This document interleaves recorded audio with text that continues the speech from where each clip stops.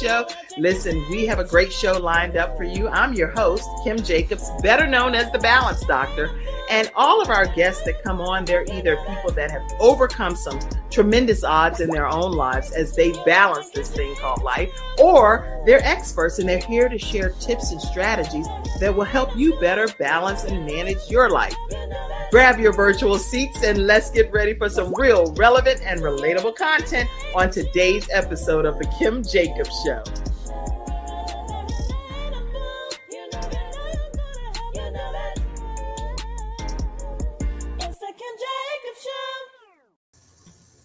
Hello, everyone, and welcome to Freestyle Friday's episode right here on the Kim Jacobs Show.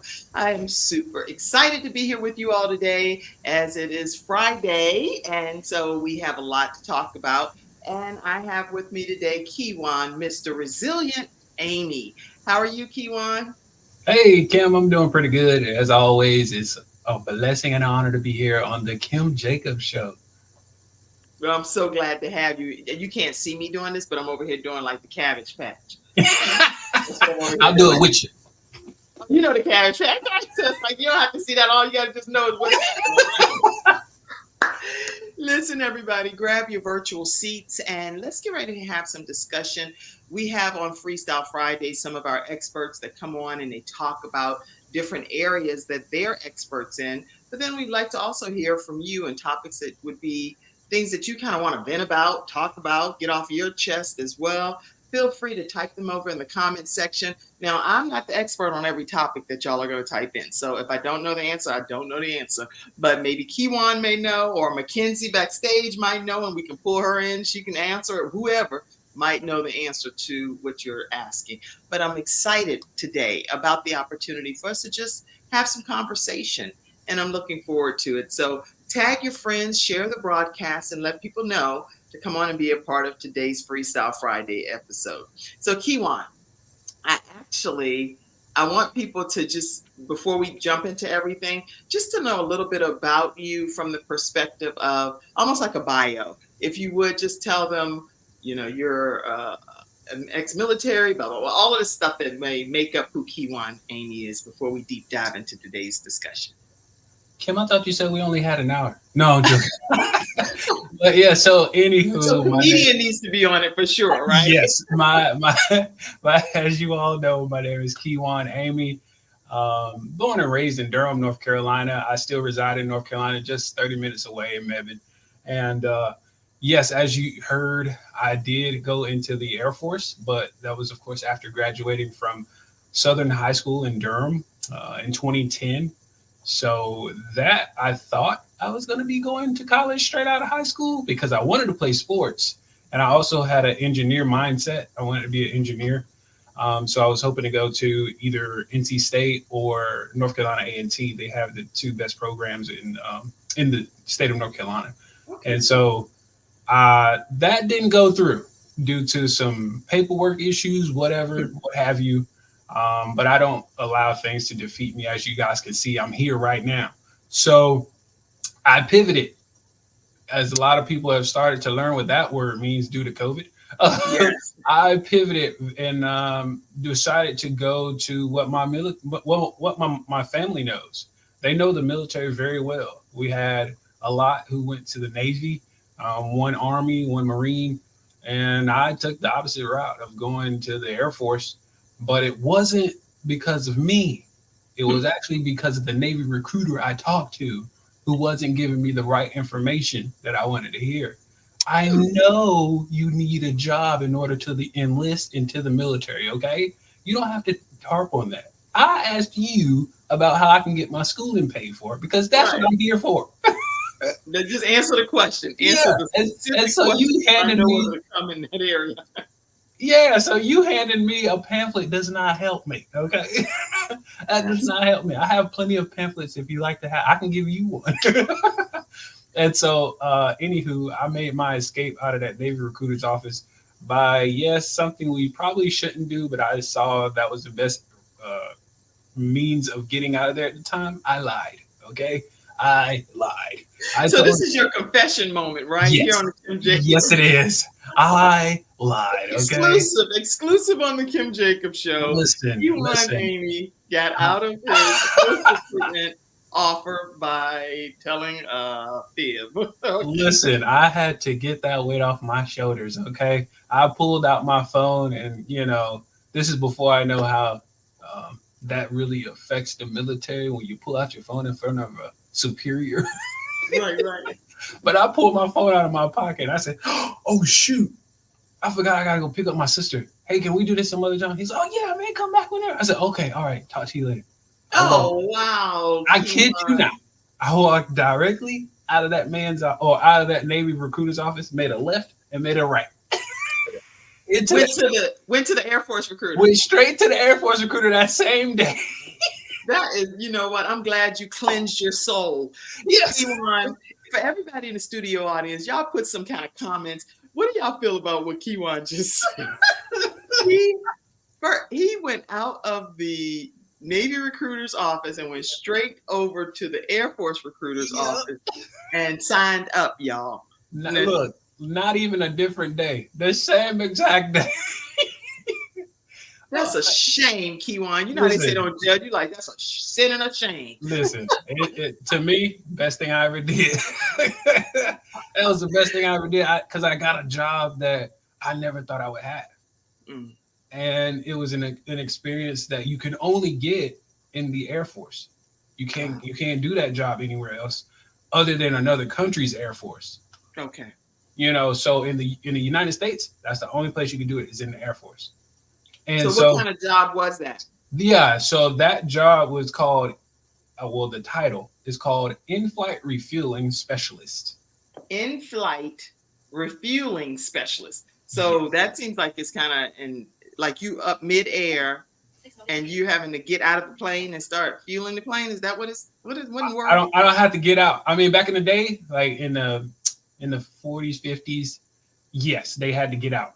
Like early 30s, like back then when they were passing hoses, and gas cans and stuff, yeah, they actually had to get out or be sitting in the back of those airplanes that are like you're outside, you're sitting outside.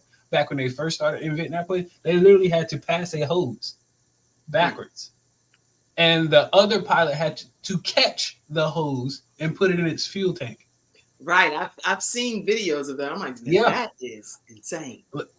Now we go way too fast for that. I was thinking we go way too fast for that. Nothing of that nature would work. Okay, that's funny. That's exactly my thoughts. Exactly. Yeah, because we will fly clean out of the plane. You're like, what happened? Well, he was and we will also. He was going to try to fuel the plane. Yeah, and we would also go hypoxic, and what that means is your body functions with air, of course, and oxygen. All of the carbon dioxide that it needs. Mm-hmm. But when you get past 10,000 feet, it starts there's less and less. The higher you go, we usually start refueling at about 21,000 feet. So we're already 11,000 feet above that. Wow. And the lowest we usually have ever refueled is about 10,000 AGL. Depends on where you are, because if there are mountain ranges that are higher than that, you got to go higher. Right.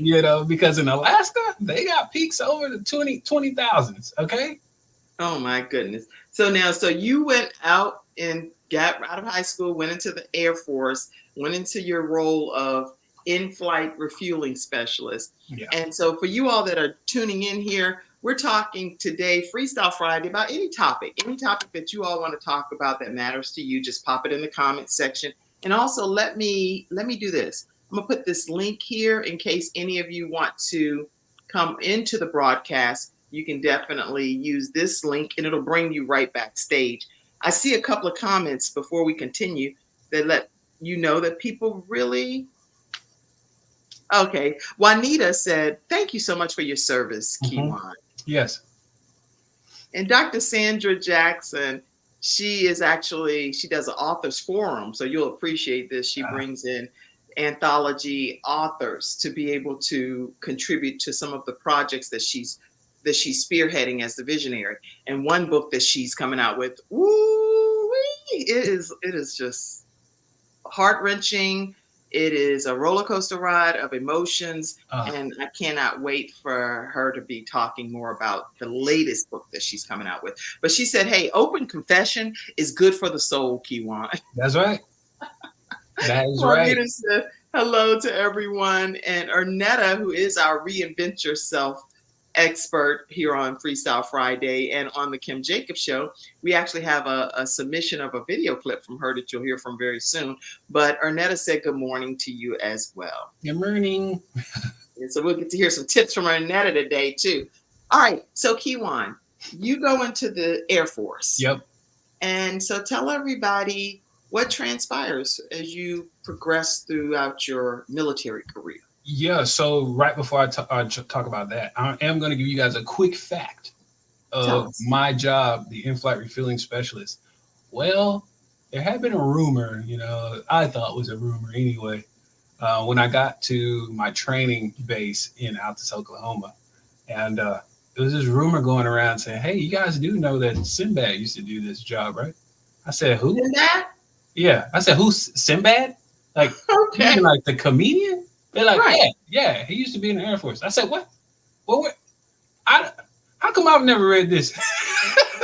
They said because he got kicked out. He did? I said, why did he get kicked out? I said, the reason you asked me, because he's a comedian. They didn't like that stuff back then.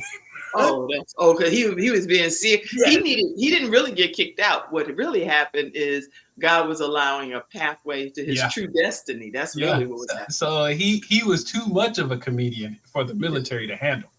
Right. Certain things they did not like making fun of. Okay. Yeah, they're like, no, you ain't gonna be sitting around here making no fun. I could only imagine what he was joking about. Just right. Because he's already crazy, especially back then. He was back into it. And so,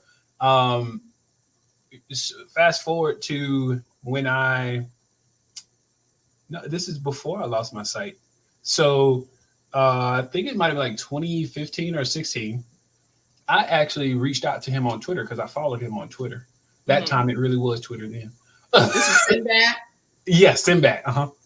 I reached out to him, not direct message, but via tweet, like an actual, tweeting him, replying to him, and hey, Sinbad, I heard, that you used to be a boom operator, and that's what I call our AKA for that job is called. It's boom operator back in the Air Force. And he said, yeah, I did. I said, oh my God, that's awesome. I'm a boom operator now, and I'm stationed at such and such. And he was like, right on, man. I said, no, that's how I knew it was real when he said right on. Right. That's when you know it's okay. This is him for real. Yeah, so that's confirmed. Just so everybody knows, for two things here. Confirmed that he was actually an in-flight refueling specialist or a boom operator. And two, I got to talk to Sinbad. You got to talk to Sinbad. The thing is, it's interesting that you bring Sinbad up in particular right now, because he's recently coming back and taking to Instagram. Since it's, Freestyle Friday, I want to make sure you all know some of the things that's been happening anyway that would be good for you all to be aware of. Let me pull this up. This is in his own words, which I love. So I'm going to pull this on screen. When you mentioned, I don't even know that I would have necessarily talked about this per se today, but with this being the case, Sinbad returns to Instagram at the first. This just literally was this week that this was published on March 5th, 2024. So if you're watching this as a replay and it's not March 8th, then you're watching it as a replay, right? So today, on this week, Sinbad returns to Instagram after the first public appearance since 2020 stroke. Because you do know he did have a stroke, Yeah. Or did you know that or no? Yeah, I found that out later. Well, not too long ago, maybe a year ago. Yeah. And he says that he tells fans that miracles happen. And he's making a virtual appearance doing a different worldcast 10 city HBCU tour that's coming up as well. But Sinbad, in this particular people People article. It says Sinbad is feeling the love. Feeling the love. In his first Instagram post since 2022, the 67-year-old, first of all, I can't even believe he's 67. I wouldn't have even known that.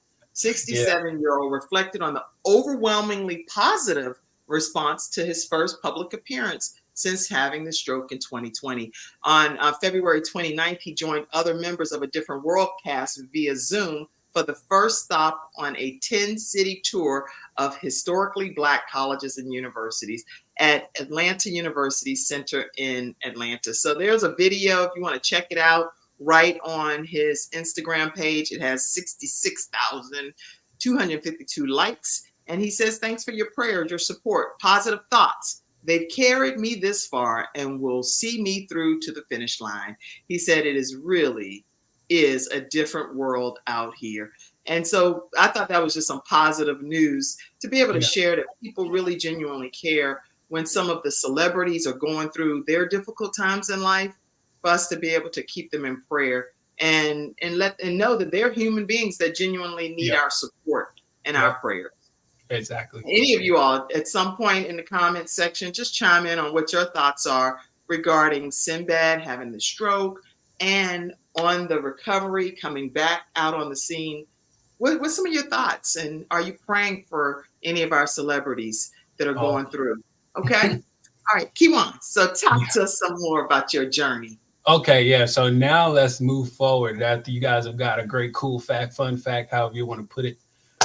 So yeah, me joining the Air Force was February 22nd of 2011. And boy, was it a nervous day of my life. I had no clue what I was getting myself into. I mean, you hear the stories, but you don't know until you're in it. And so it was a great time that I actually had overall. I'll never forget that stuff. And my friend, he used to tell me, because he was in the Marines, and he was like, dude, while I was in it, sucked. He said, but once I got out of it, I can laugh about it now. Right. Now everything, hindsight is like, oh, what a moment. Yeah. He's like, while you're in it, it sucks. But when you get out of it, you can laugh at it. You're like, oh, that was funny. I can't believe they did that, you know? Yes. And there were some funny moments, I'm going to tell you right now, especially in boot camp. There were some funny moments. Good gracious. To the point, like first morning. Yeah, the first morning after we are waking up, and after we, he tells us we all get our razors and stuff, and he's like, everybody get in there and shave all the hair off your face. I want everything off your face, because everybody's coming in there with facial hair, right? And so we get in line and we line up against the wall that's on the same side as the door that we exit out of, and he walks past everybody, checking their face, and he gets to this guy, he stops. And I mean, directly in his tracks.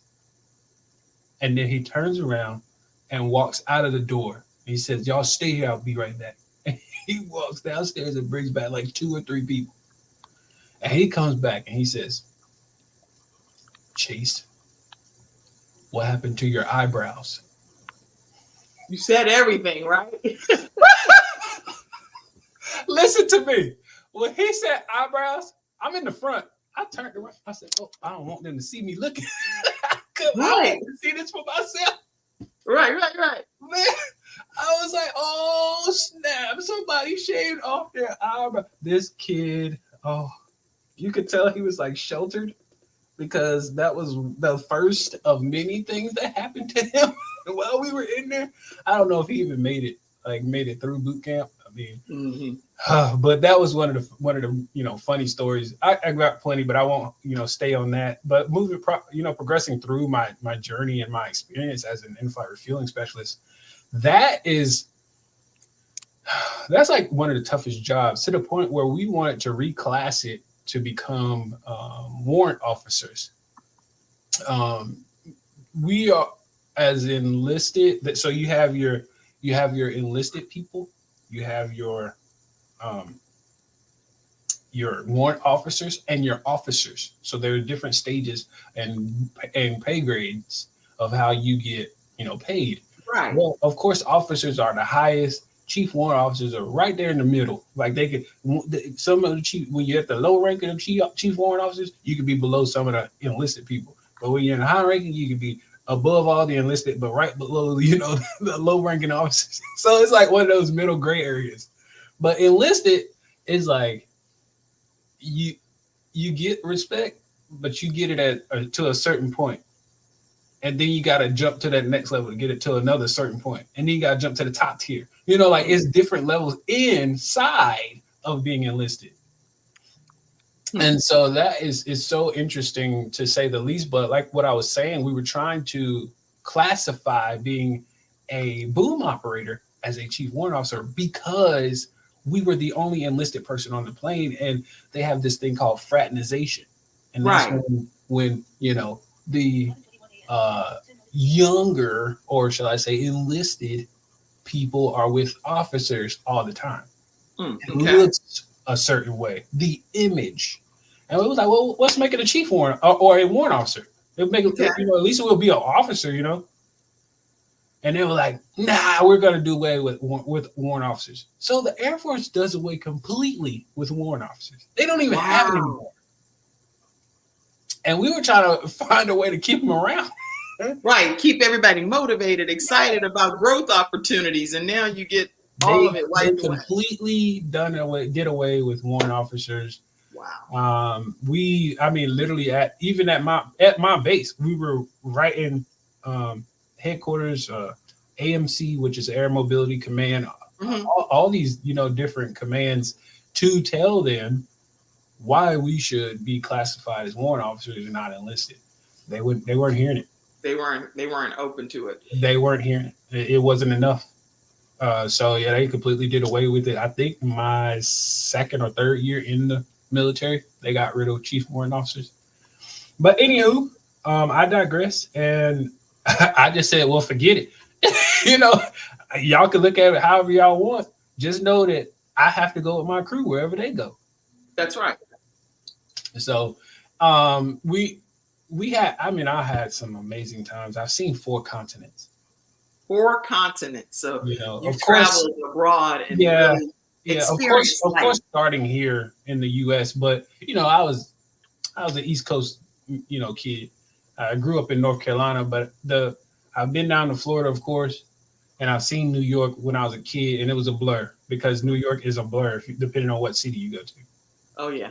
And so, and I only went once, so that was the other thing. It's really a blur when you're a child. You're just like, what is all this stuff? And so, once I got in the Air Force, of course, I started traveling with, or going to different cities and states because of my training. And then I started, flying around because of my job.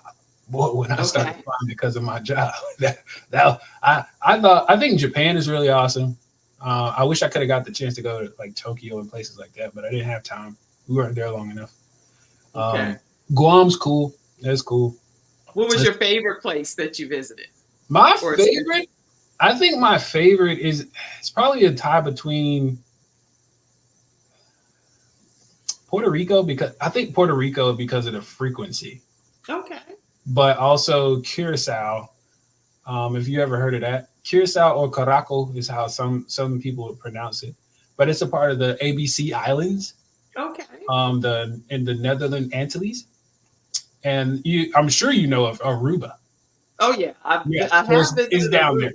Absolutely, it's down there as well. But I visited Aruba, and I love Aruba. One of the things I liked most about Aruba was it's all inclusive.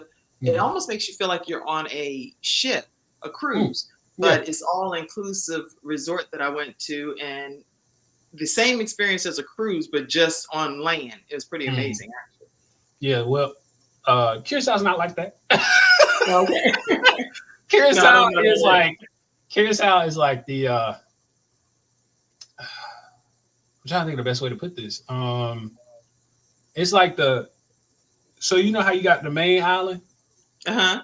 It's like the cousin over here. Oh, okay. Yeah, so you got all the siblings right here, the cousins off to the side. I get it. So you got Aruba, Bonaire, and then Curacao, and they're all above Venezuela. And we were there for 2 months for deployment. And I mean, that was the best 2 months I'd spent.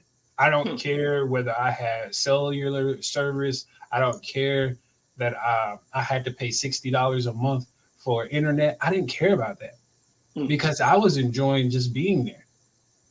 Because the people who were there, like the people on the island. Now, granted, they do not live like we do. Right. And I don't mean that because of like the material things. Yes, they don't have that stuff, or they do. It's just like they don't really care that much about it like we do. Right. But they don't live like us because we want everything right now. They have this thing called island time. And you have to get used to that. I stopped wearing watches.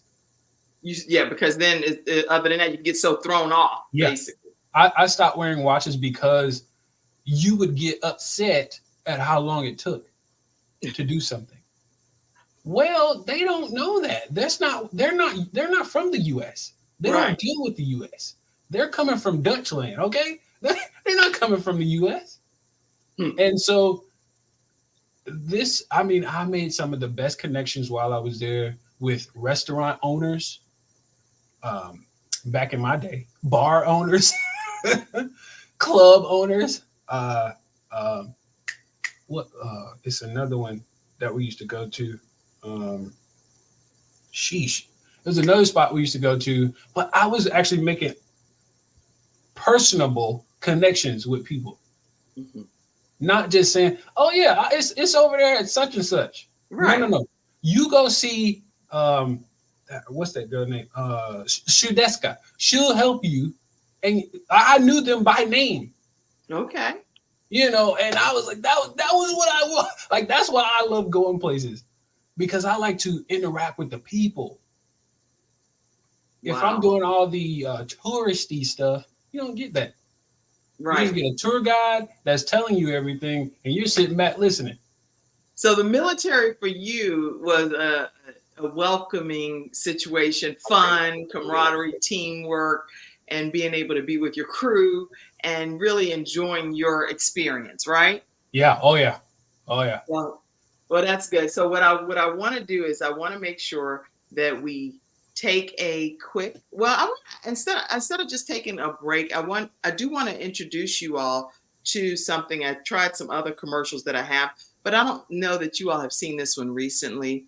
And I'm the managing director in Charlotte, North Carolina. If you're anywhere, and I know the show streams in 100 countries, so if you don't know what I'm talking about, you're in a different country, right? So Charlotte, North Carolina, I'm the managing director for an organization called eWomen Network.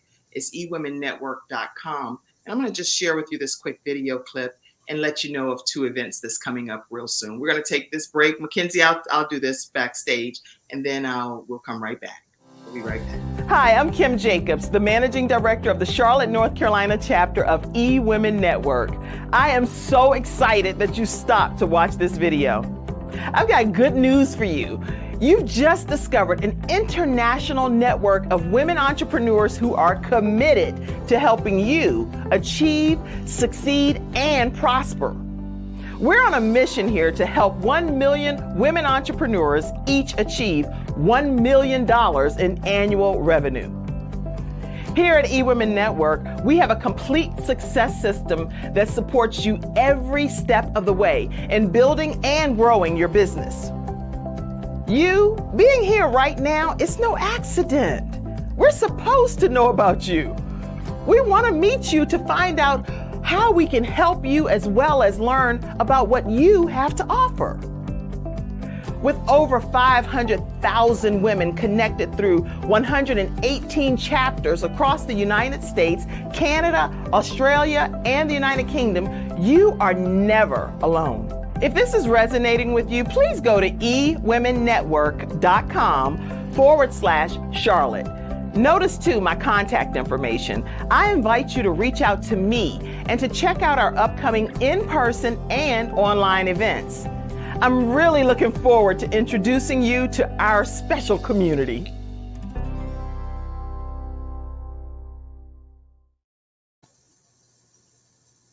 All right, everyone, we are back, and we're talking with one of our Freestyle Friday experts, Kijuan, Mr. Resilient Amey. And I wanted to make sure that you know, come March 21st, We have an event that's coming up at the Charlotte Museum of History. And if you're interested in learning more about that, you can visit eWomenNetwork.com. Born to Live Uncommon is this event. And Juanita is going to be our speaker, talking to us about how to be born to live an uncommon life. And then I also want to take a moment to invite you to our annual summit that is taking place here in Charlotte, North Carolina at the Museum of History. And it's with our founder, who is Sandra Yancey. She is a former CNN hero, which once you know, Kijuan, as you've been a CNN hero, you're a hero forever, right? Mm-hmm. And so she's going to be talking to us about some of the secrets to be successful as a business entrepreneur. So make sure you take a moment and register and be a part of this event that's taking place on April 30th, 2024. It's going to be an epic event. Tickets always sell out. So make sure you grab your seats right away. All right. And I am excited again to have you here with us today, Kijuan. So if you could tell them what transpired that ultimately caused you to lose your sight. Yes. So I joined the Air Force as active duty member. And I served 4 years doing that, and then I switched over to become a reservist. So, for those who don't know, that's where you go in a couple of times, either just once a month for a weekend, or for my job, I had to do it a little bit more frequently because I was also an instructor. But I love to, travel anyway, so it didn't bother me to work. But I also have to say this because that's a part of the situation. I also had a business at the time that I had just started January of 2017. Okay. And I did website design and management, social media marketing, as well as photography. And on this said day, which was May 5th, 2017, I was the webmaster for this church, which is actually my church.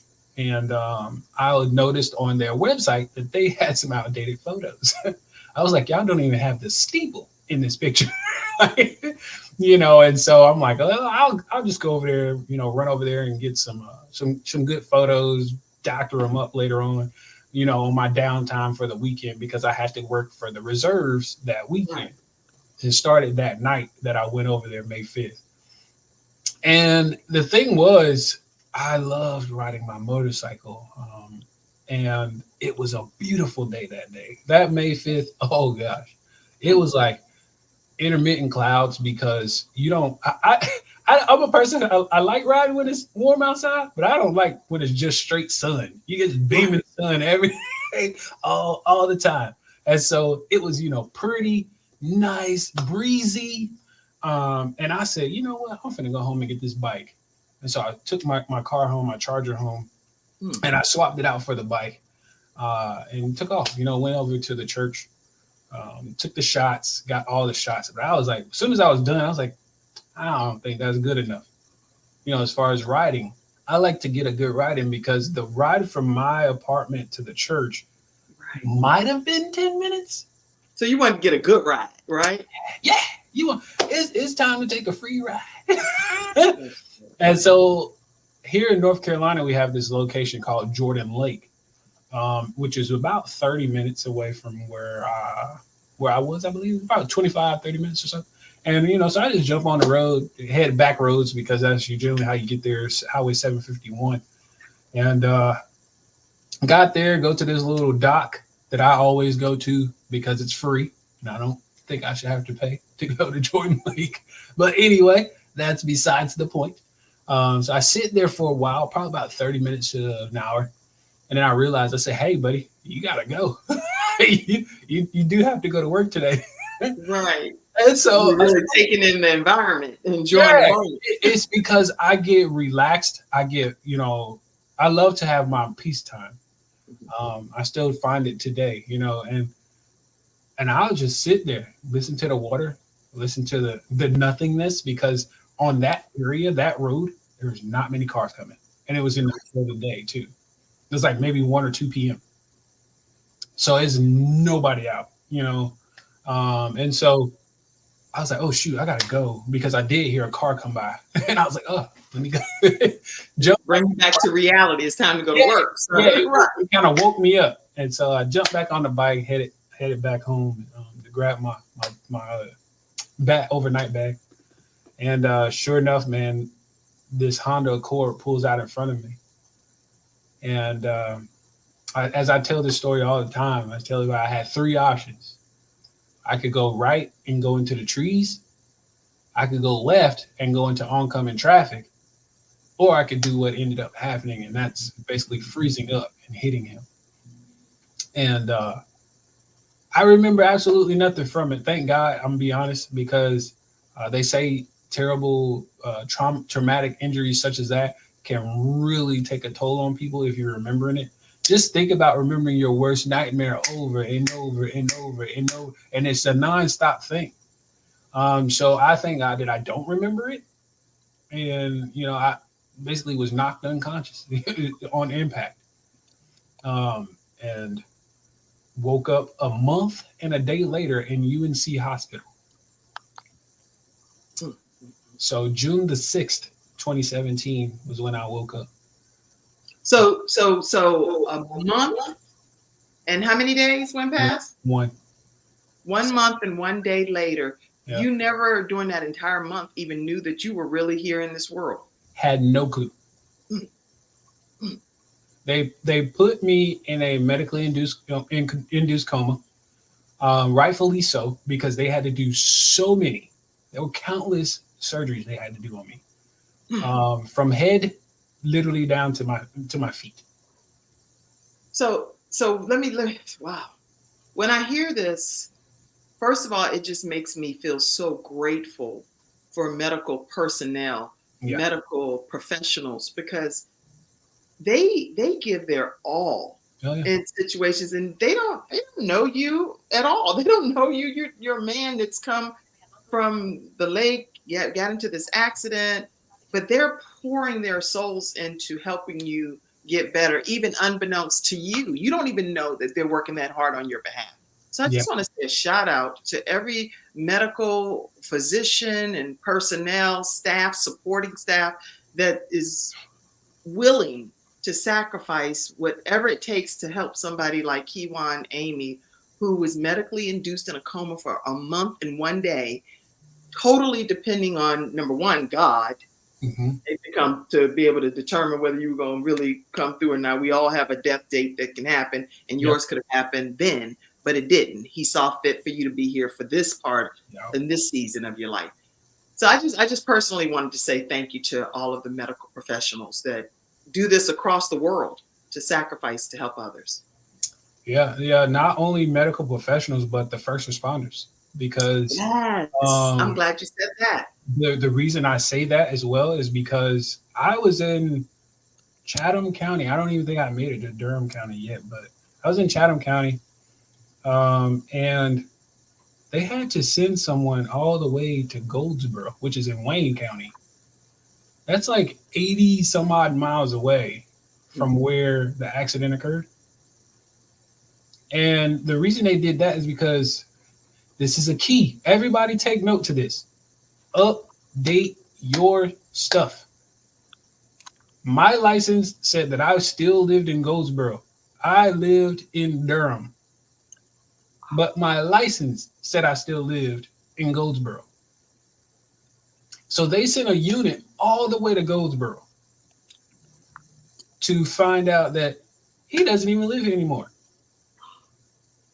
Nobody knows me, because nobody knows me that lived there. The guy who used to live there with me, he wasn't even in the Air Force anymore. And so luckily they put 2 and 2 together when they looked in my wallet and saw my military ID said U.S. Air Force. Well, my apartment, if you literally look straight down the road that you have to drive out of on my apartment, it looks directly at the flight line of the Air Force base. So that was like, oh, maybe he's at this base. Oh, yeah, dude, that's it. So it was like 2 and 2. You just put it together. And they got in contact with my first sergeant, which I still keep in touch with today. Me and my me and Nick, we are actually now friends. I can call him by Nick now because we are friends. And he was going through stuff, and of course I was because I was in the accident. But they got in contact with him, and of course it shattered everybody when they heard the news. And he had to not only get in touch with the chain of command that was who was over me, but my parents. My mom did not find out until 10 o'clock that night. The accident happened at 2 p.m. that day. Ooh, this is crazy. So when your mom found out, what? Go ahead. I said that's an 8-hour period. Somebody worked a shift in that time.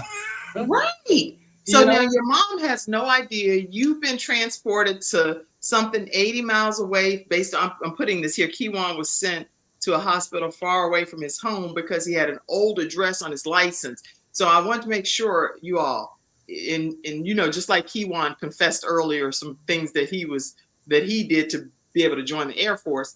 In the comments section, just put a true confession. Do you have your accurate address on your license? If not, get to the DMV immediately between now and Monday. Get your license updated because Kijuan, this is a great testimony to say how important it is to have accurate information. I mean, just think about it. I couldn't speak. I couldn't talk. I couldn't think. I was unconscious. The people who had to make decisions for me didn't even know anything happened to me. They didn't know. For 8 hours. What is something major, like seriously medically, was wrong that they needed to know now? Nobody would have been able to answer it. Because nobody knew I was hurt. My mom actually was calling me that day to invite me over for dinner. We lived in the same neighborhood. She was inviting me over for dinner before I headed out to the base. And she kept calling and calling and calling. And then she's like, well, Chris is my stepdad. She's like, Chris, what could he be? He's like, I don't know. Maybe he was friends or something. I don't know. She's like, but she saw my car. Remember, I swapped them out. Right, because you went on the bike. Yep. So she saw my car. She's like, but his car is there. Maybe he's out with his friends. Maybe he jumped in the car with somebody else. I don't know. I don't know what to tell you. So how did your mom ultimately find out? The phone call. She was literally in Walmart and got the phone call from my command section saying, your son has been involved in a motorcycle accident. He's at UNC hospital and he's in critical condition. That's crazy. Okay, so you're in a medically induced coma. You've been in this state for literally a month and 1 day. So when you come to, you have your command officer, you have your family, people are rallying around you. What was it like on your road to recovery? Well, the day I came to, June 6th, there were 2 people in my room. Remember it like it was yesterday. I kid you not. There was my mom, and at that time, my girlfriend. She's now, of course, an ex. But at that time, she was my girlfriend. And they were to my right, the right of my bed. And I remember just hearing them talk. I'm like, you ever heard of playing possum? Mm-hmm. That's what I was doing. I was listening to him, but I was acting like I was sleeping. You got a lot of confessions today on this episode of the Kim Jacobs. Well, yeah, I mean, I wrote about it, but yeah, it is, confessions, but I did write about it and put it in my book. But I'm just listening to what they're saying because they're talking about somebody being in a motorcycle accident. And here I am. I have no clue, no idea of who's been in one. And I'm thinking, I'm just laying in my bed in my house. And so that's where the curiosity is like, why is my mom here? I know why my girlfriend could be here, but why would she be here? Right. So I'm like, who's been in a motorcycle accident? And so then I'm like, well, it's time for me to wake up. I don't like this game. And so I go to open my eyes only to realize I can't see a thing. And you know how you ever do That's that? how you discovered that you were blind. Yeah. Waking up, Yeah. playing possum, hearing your mom and your girlfriend talk Mhm. about you, but you didn't know they were talking about you. So Never, you're like, okay, they let me never slap want, myself and get up never out of once this. used a name. Mm. Yeah, they never once used a name. So,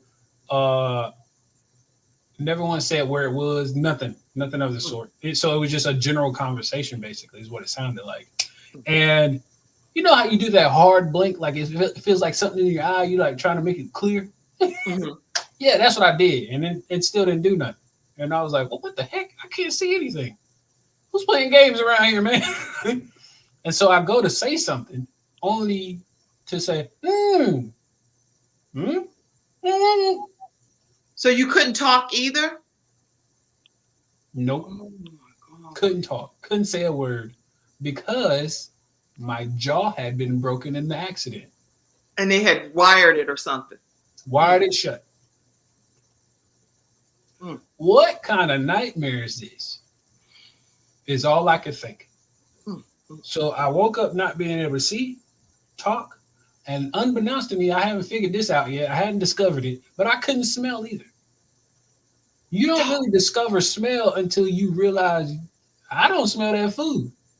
Or I don't smell that odor you guys are talking about. You know, whatever. That's the only time I ever think about smells, when somebody says something about it. Right. Nobody thinks about any of this until it happens, and I can tell you, I cannot relate at all. Yeah. To what yours. That's why I bring you on as one of the vision experts, because you are full of vision, no matter what kind of sight you've lost. And so I'm so honored to have you as one of our Freestyle Friday experts, a vision expert. Yeah. And so I can taste just fine. You know, everybody asks me that question, like, well, can you taste it? Like, yeah, I can taste. The smell just enhances the taste. You know, that's what it does for you. They did that test for me when I had to go through my separation, you know, for medical retirement. They did all those tests because when you tell them something's wrong, they don't just say, oh, okay, cool. No. They're going to verify. Yeah. No. They got trust, but verify. So how has it been living blind now? Because you seem still so full of life and so full of vigor and excitement and all of that. So what has it been like for you since you've been blind? Well, come May 5th of this year, 2024, it will be 7 years since the accident. What that means to me is that I'm getting us one step closer to getting better. And so that's how I look at it. I don't look at, oh, that was 365 days. You should be good. No. It's all on your timing. Don't let nobody push you past your timing. And so what I do with my timing is I introduce myself to something new or something different or to something outside of what I'm used to. I never thought in a million years I would be shooting a bow and arrow for archery, but I have. And not only did I shoot it, it's on the news that I'd hit a bullseye. Go. Y'all need to put some emojis over in the comments section. He didn't just shoot a bow and arrow. He hit a bullseye. So since he's been blind, he's done things that even people that have their own sight have not conquered or mastered. I want to show this one thing. Update your stuff. Okay, Emilio said. Let's see. Yeah, update your stuff is right, Emilio. Yeah. Then let me tell everybody that this is the book. Don't focus on why me. This is actually the motorcycle. You tell them. Oh, the cover? Yeah. Yeah, so that cover, as I told you guys before, I used to do photography. So that cover design is using two images that I took. The motorcycle you see there is the actual motorcycle I had the accident on. That used to be my baby. I called her Nina. And that background is Jordan Lake. That's the dock that I just told you guys about. The actual dock that I used to go and sit at. And so everything about that picture means so much to me. It might, you know, and the cover designer, they were like, oh, well, maybe if you did it like this, or maybe if you did this image instead. Listen, you don't understand what I'm trying to do here. there's significance to this. You know, it means something. Yes. And so I coached them through what I wanted for my background or for my book cover. And that's what we came up with. That's so good. I'm so glad that you have that particular book cover. Where can people get the book? Yes, that book, as you guys saw the title, Don't Focus on Why Me, From Motorcycle Accident to Miracle, can be found on Amazon, Kindle, Audible, as well as Apple Books. Excellent. And I do want people to know that, and I'm putting an image up of you doing a recent rock climbing, and you were the only blind person Yep. going through this exercise where everybody else that was rock climbing could see. Yep. But you mastered it as a blind individual. So say something about that too. Yeah. Listen, I wish they had the video of me where they put on some music for me. Yeah, I get copyright strikes whenever I play music. I know, no, I'm just saying because nobody recorded it. So that's why I think they did. They just never sent it to me. But anywho, I'm trying to remember the video the music that I wanted to play, but we were having a great time. We were all disabled veterans with the Wounded Warriors Project. Everybody had something different about them that was wrong, whether they were amputees above or below the knee, whatever it might have been. You know, and the biggest thing about it, man, was we all kept pushing each other to keep going higher, to, you know, to go first and foremost, to even get on the wall. Some people didn't even want to go. Right. But I kid you not. The thing of it is, I got on that wall and saw it as, I want to go. Like, you know, I want to take this challenge. I'm a person who loves challenges anyway. So I got on this wall. Well, there's three different walls we used. 2 were for actual hand rock climbing, and one was for a chair that we used. And the 2 for the first one we did for the hand rock climbing, that was a little tough. That second one, I was like, let's do this. Like, you know, I'm gonna take this sucker on. I'm getting all the way to the top. I didn't care how high it was. I'm going all the way to the top. And sure enough, I got all the way to the top. And I was like, they're like, you're at the top. I said, I am? He's like, yeah. Look, you can feel around if you want. And so I felt around and I couldn't find no more holes or grab bars. And I said, pow, slapped the top. I said, let's go. I am so proud of you. And that's just nothing but a true testimony, and that anybody can do anything that you put your mind to. That's and the final thing I'll share with people, because I want to share a video too from Ernetta Caldwell before we close out here. And you were a blind skier for the first time. Same trip. Okay, so I want to show this 2 quick clips right quick. Yeah. Somebody was like, oh, I think it was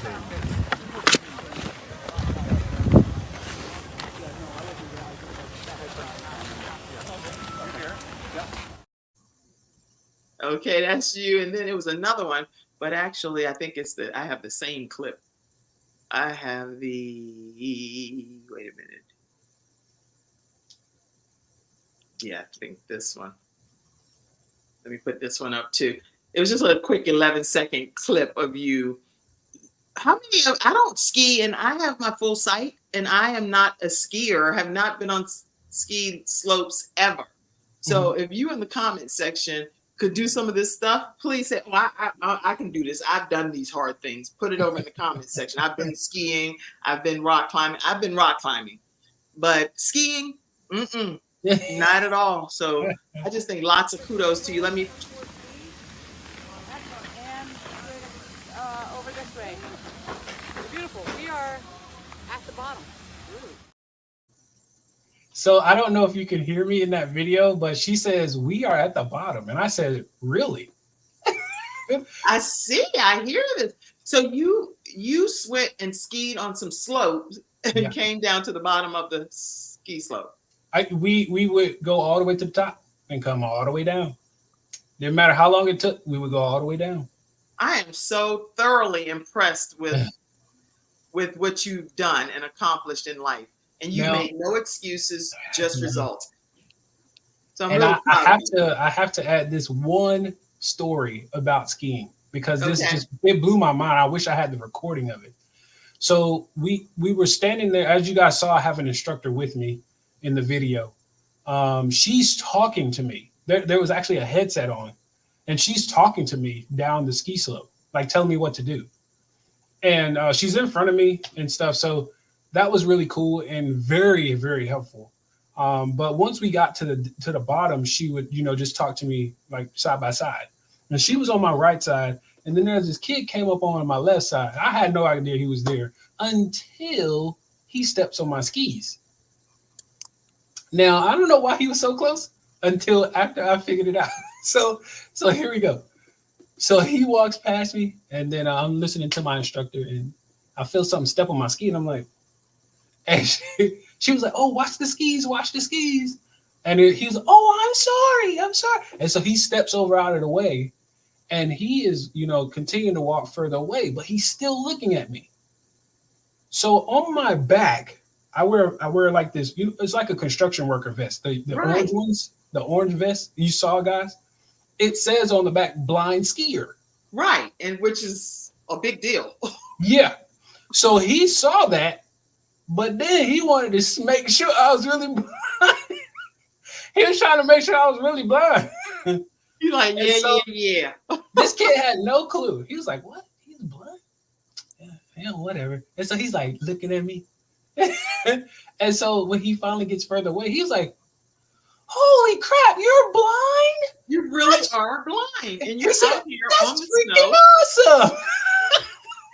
Unbelievable. Well, I'm Yeah. going to come back and hear a closing comment from you, and you can kind of tie it all up together. Once we hear from Ernetta Caldwell, which is our expert, that and you're still being seen. We can still see you, Kijuan, but I'm just going to put a video up that's going to come right between us right here mid-screen. Okay? Yeah. So Ernetta Caldwell, who is our Reinvent Yourself specialist and expert here on the Kim Jacobs Show, has this message for you all. Hello, everyone. Happy Freestyle Friday.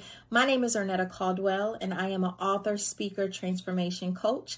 And I am here today because I want to speak to that woman right now. Maybe you're going through a heartbreak, a divorce, a separation, and you know that we are coming up on Valentine's Day.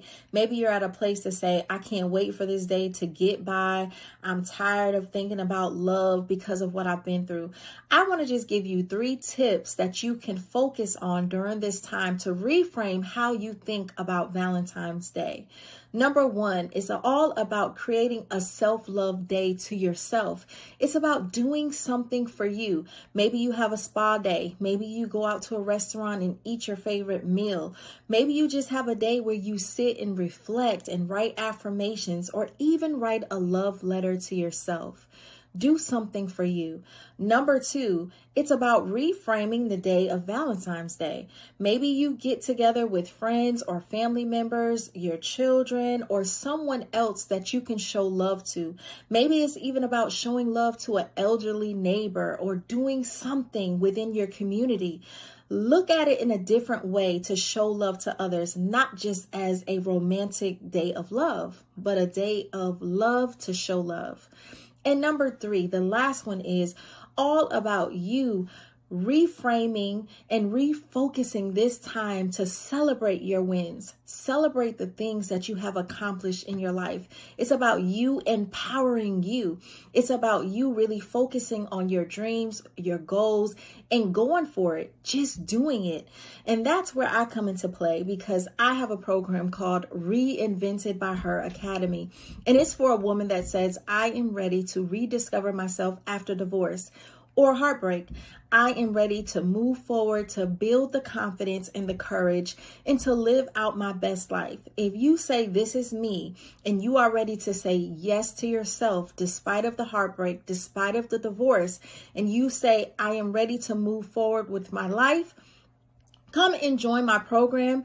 You can connect with me on my website at www.ernettacaldwell.com. And you will also get a free prayer affirmation cards if you connect with me on my website. So come on over. But if you join my program now, you will also receive a free prayer vision box. Yes, I said it, a free prayer vision box where it's all about you creating your vision board. It's all about you releasing your past and framing your future to where God wants to take you. I'm believing that despite of the heartbreak, despite of your challenges, God is going to do amazing things for you. And I am ready to see you on the other side. So you have until February the 13th to join Reinvented by Her Academy. Go to www.ernettacaldwell.com and you will receive my free prayer affirmation box. Well, you all be blessed and know that I am praying for your success. And I am Ernetta Caldwell. And thank you so much, Kim Jacobs, for having me. Bye. All right, everyone. Ernetta she did that video back when we were doing Freestyle Friday right before Valentine's Day, but I really wanted to show that video again because it's relevant all year round. Mm-hmm. It's not just for Valentine's Day. We need to be able to show ourselves love and rediscover ourselves and know that you are enough. So make sure you go visit ErnettaCaldwell.com and let her know the Kim Jacobs Show sent you her way. She might be able to still give you that prayer vision box, even though it's a whole nother month at this point. All right. Also, happy International Women's Day. I definitely want to make sure that I acknowledge all of the women that are doing tremendous things. International Women's Day is a holiday celebrated annually on March 8th as a focal point in the women's rights movement. International Women's Day gives focus to issues such as gender equality, reproductive rights, and violence and abuse against women. There's so much more to learn and know about International Women's Day, but I'm just saluting all women who are making up our international diverse group of women around the globe. All right, so Kijuan, share with us, if you don't mind, a closing comment, and then we're going to get on off of this show today. Real quick about Ernetta's video. I that was beautiful. That's not only for women, but also for men. To me, it's called self-care. You know, you got to take care of self first, because without loving yourself, it's hard to love someone else. So I definitely agree with everything she said. It was beautiful. Whether it's heartbreak, divorce, separation, whatever, it goes a long way. Men have heartbreak too. Trust me, I know. I've been there. But if I had to leave something with everyone, the biggest things that I've been, I guess, harping on here lately are choices. And I just heard, oh my gosh, it was a very profound quote that was brought to me by a guy named Mr. Jim Quick. And he says, what comes between B and D? B and D. Now, most people are going to go A, B, C, D. Okay, C. So you got C. Okay, yes. But B and D actually stands for something. B is when you're born. D is when you die. So death, birth and your death. But what comes between those two is C, the choices you make. And when I heard that, I said, oh my goodness. Choices we make tell our whole life story. Yes. Every choice you make tells your life story. I agree. Me joining the Air Force told my life story. Me becoming an author told my life story. Me becoming a CEO and an owner told my life story. You know, a motivational speaker told and tells till today my life story. Wow. And when I heard that, it was so amazing. So in your B to D, what choices are you making? Wow, what a great way to leave this weekend. Y'all, Freestyle Friday has been amazing with our solo expert today, which is Kijuan Mr. Resilient Amey, and then the video submission that I replayed from Ernetta Caldwell that I think is very useful all year round. Stay connected with Kijuan Amey, which we call him Kiwi Amey. You can follow him on Instagram at Kijuan Amey, on Facebook, and on Instagram is story_of_success. Story_of_success. You can email him for speaking engagements at amy.motivation1@gmail.com. I have a new email address now. Oh, okay. Since I started my business, and I have my own website as well. So amymotivation.com, but also the email address is Kijuan@amymotivation.com. Okay, what's your email? Kijuan, so my first name. Kijuan. You just said that, but I just want to make sure. Yeah, no, it's fine. Yeah, I want to make sure you got Kijuan@amymotivation.com, and then the actual website. amymotivation.com. Website is amymotivation.com. Let me just change this for 1 second. Give me 1 second, y'all. I want to make sure you have the right information. Motivation.com. Because you know what I did? I pulled this up from last year. Yeah, I got you. I remember. That's why I was like, ooh. Kijuan@amymotivation.com is what it should say. Oh, man, I'm peeked out at all of this. Wait a minute. Okay. Because it's actually, you know what it's doing? It only gives you a certain amount of words, and then it cuts it off. All of these technology things. Okay. Kijuan@amymotivation.com, and his website is Amey, AMEY, for those that are audio podcast listeners, amymotivation.com.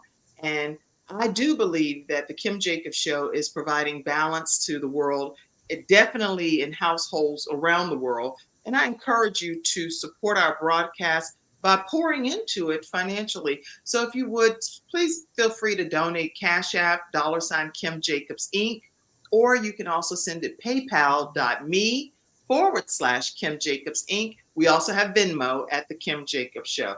So thank you all for those that have already contributed, and for those that are going to contribute, thank you in advance for supporting The Kim Jacobs Show as we bring balance to the world, one household at a time. Thank you all, everybody, for tuning in. Kijuan, thank you for being such a team player today. You're like, wait. We get ready to go live with just me and you. Yeah. I'm always prepared. It was wonderful. Thank you. Thank you all in the virtual studio audience for participating and being active and communicating. Thank you, Ernetta Caldwell, for allowing me to replay your video. It was profound points. And y'all make sure you visit her today at ErnettaCaldwell.com. All right, everybody. Thank you, Mackenzie, backstage. And I'll see you all next week. Have a great one. Thank you for tuning in to today's episode of The Kim Jacobs Show, and for being in the virtual studio audience. Your presence truly does make a difference, and I look forward to you bringing your friends and family to join you in the virtual studio audience Monday through Friday at 11 o'clock a.m. Eastern Standard Time. I look forward to seeing you, and make it a great day.